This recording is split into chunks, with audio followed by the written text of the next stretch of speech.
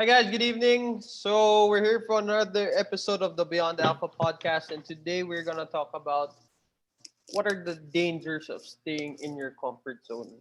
Um, alam mo yung komportable na ako dito eh. Ako naman is chill na ako eh. Oh, chill ka, it means you're in a safe place, komportable ka.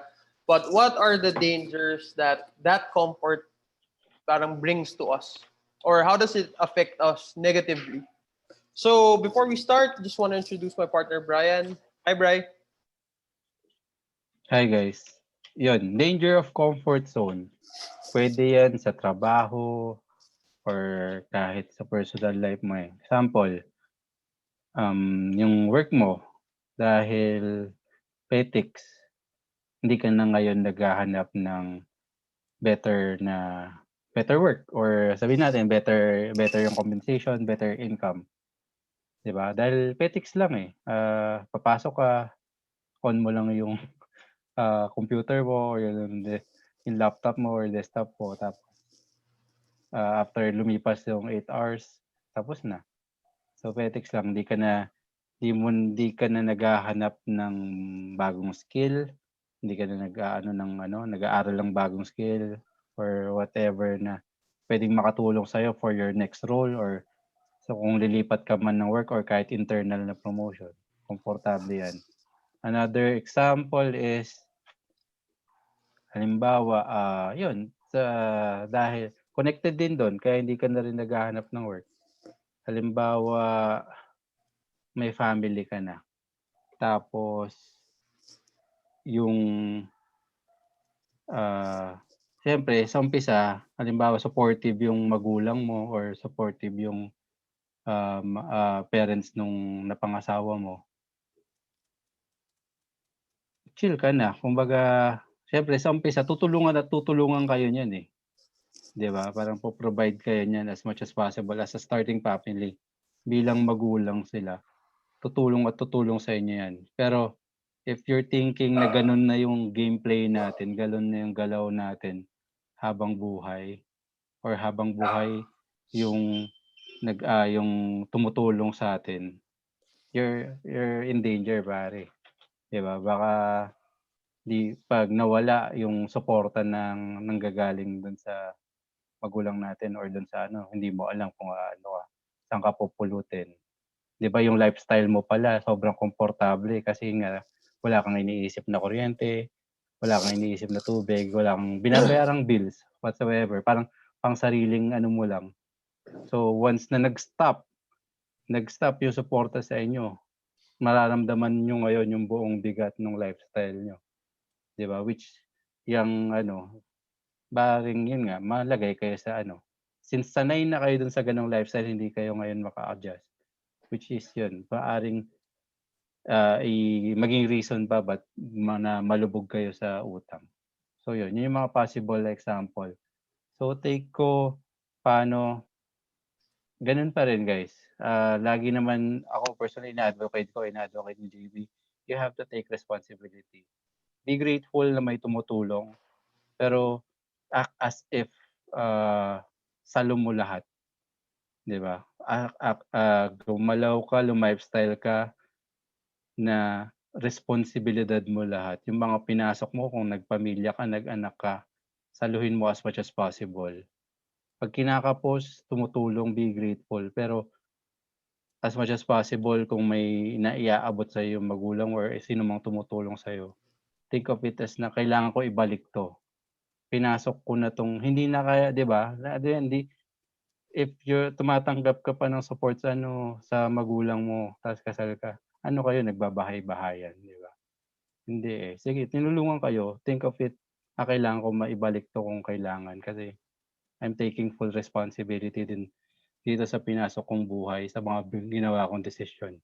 So nag-anak ako, kailangan ko i-cover 'yan. Kung kailangan ko maghanap ng mas higher paying job para mabigay ko sa anak ko yung komportableng lifestyle, gagawin ko. Kung kailangan ko muna magtipid sa ngayon para yun nga, in the longer run ma-sustain or magbigay ko yung buhay na gusto ko para sa pamilya ko, I'll do it.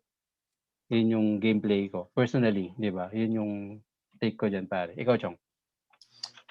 Sa akin, yung dangers or the negative effect na magagawa whenever you don't go out of your comfort zone is being unhappy.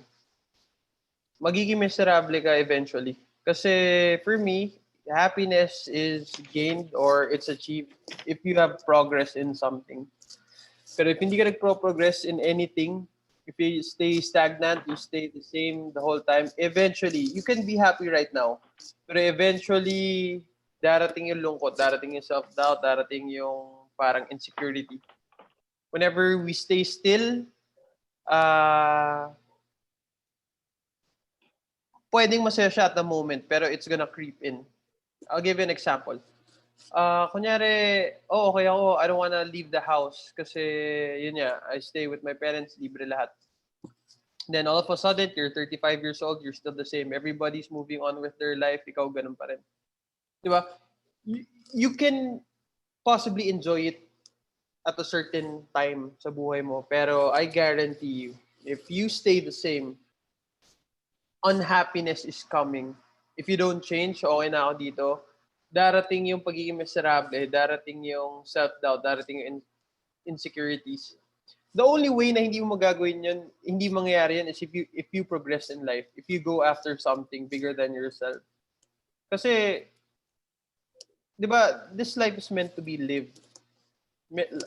Most of the challenges na gusto natin, or there are a lot of challenges sa mundo, we just choose which one we tackle to make it more colorful, di ba? If we stay the same, walang mangyayari sa atin. We're not progressing in anything. And if we don't progress, magiging miserable tayo sa buhay. I guarantee it. I've yet to meet somebody na, alam mo yung mga, they don't work kasi may konting pera yung pamilya nila, may konting pera pumapasok. Tapos wala silang ginagawa sa buhay, wala silang ina-achieve. I haven't met anybody na hindi parang depressed. I'm not saying depressed sila, pero in my point of view, whenever we talk, they don't seem happy. Diba? What makes life colorful is the challenges, the failures. And if you're too afraid to fail, you're never gonna grow. Yun yung para sa akin. That's the ultimate kumaga price that you have to pay if you remain in your comfort zone. Kasi sabi nga nila, life begins outside of your comfort zone. Eh. So if you never went out of it, technically you've never lived, 'di ba? So yun, ito it's a big deal. Eh. Pero there are stages dito. Especially if you guys are still in school, obviously your parents have to provide for you. Pero if you can do a little thing to help them out, better. Pero kung hindi, wala kayong magagawa. Talagang maasa pa kayo eh. Pero eventually, when you mature, you gotta take responsibility for yourself. Like what Brian said earlier. Yun, the failures, yung short ka sa pera, you gotta bring yourself to the hospital, nobody's gonna help you with your bills. Those are rather simple things lang. Pero dyan magsa-start eh. Dyan magsa-start yung journey mo. To discover kung hanggang saan ba yung capabilities mo. Pero ultimately, the most negative thing na pwede mangyari sa'yo is you become unhappy if you stay the same. Habang buhay. Yun talaga. And there's nothing worse than that. Yung you're gonna look back para sabihin mo, dapat ganito ginawa ako, dapat ganyan ginawa ako eh. That's the worst. People on their deathbed, yun ang pinagsisiyan eh.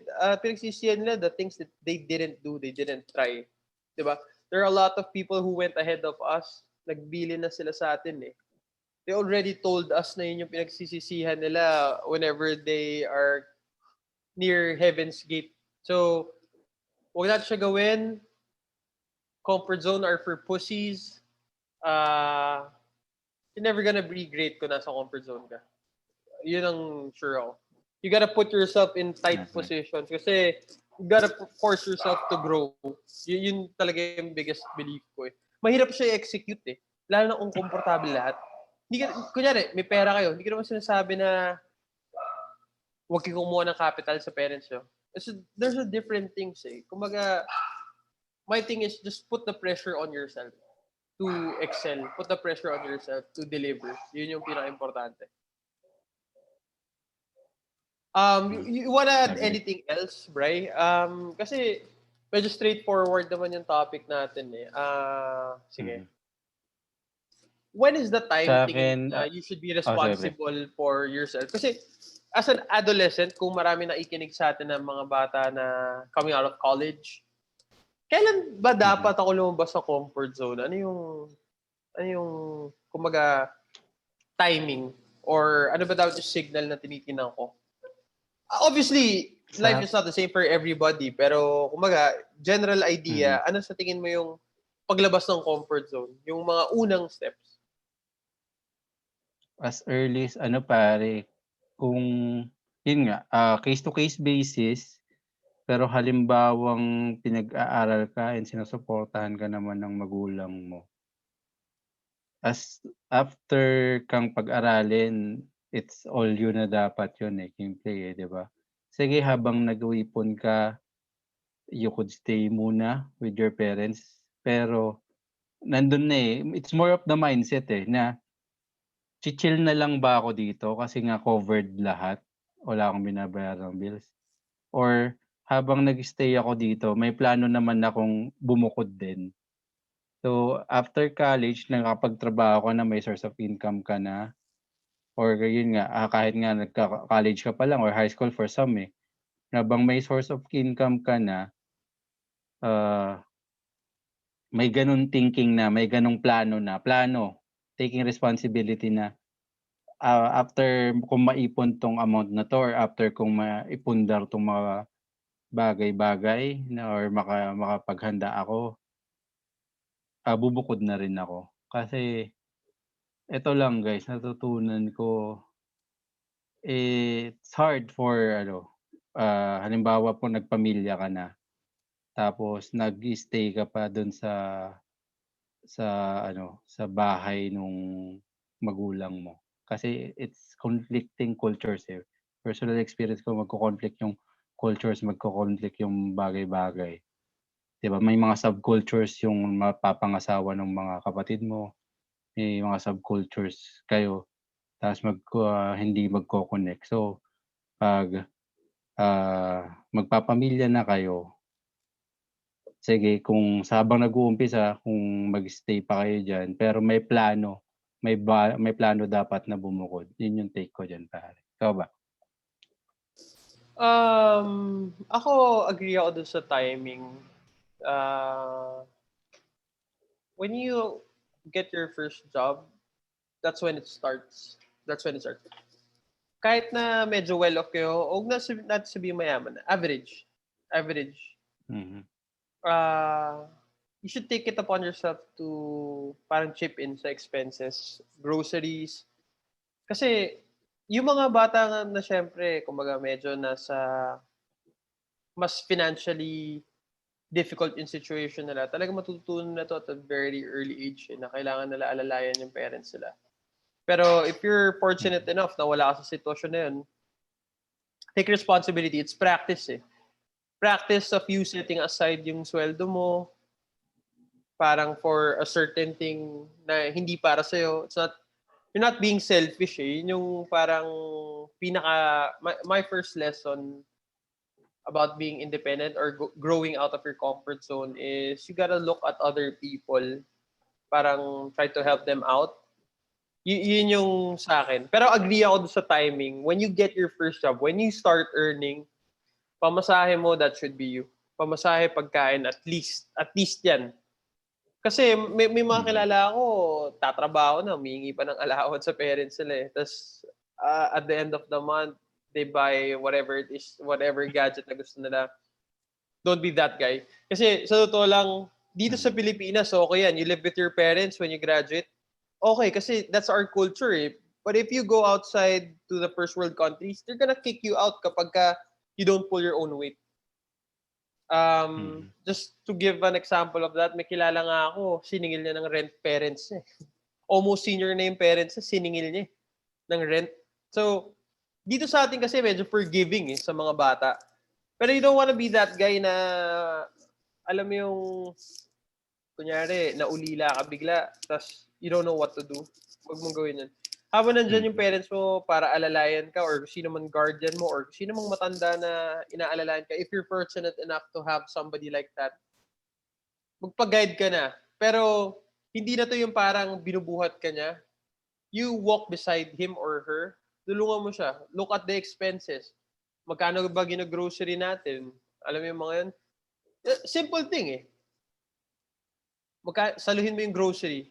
So, akala mo, magkano lang laman ng ref nyo. Pagka nag-grocery yung mommy mo, check mo resibo. Mga 4,000 yan. If you're in a household of at least 3 to 4 people, yun lang, it's a big deal eh. Di ba? Simulan mo lang sa ganun. I'm not saying na get out of the house immediately. Pero kung kaya mo, then go ahead. Pero if your parents, especially if your parents need a little bit of help, huwag ka muna bumounce. You owe it to them din na, kumbaga tulungan mo sila, pagaanin mo yung buhay nila. Pero you answering for yourself, malaking tulong na sa kanila yun. Malaking tulong na sa kanila. So, yun lang ma-advise ko sa mga bata, especially those who are about to graduate or those who are looking for their jobs or those who have their first job. Eto na, you should be trying to claw yourself out of your comfort zone.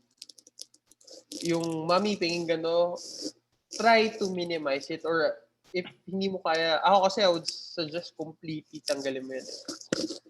If you want to get married, yung bills, you gotta learn how to pay your own bills kasi masyashock ka eh. Diyan mo makikita yung totoong buhay eh. Ayun, yun lang for me. When you get your job, that's the time. You gotta like be responsible for something else or basta don't catch yourself na hindi okay na ako dito. Yung ganong language, yung ganong mentality, those are for losers. Just to be frank.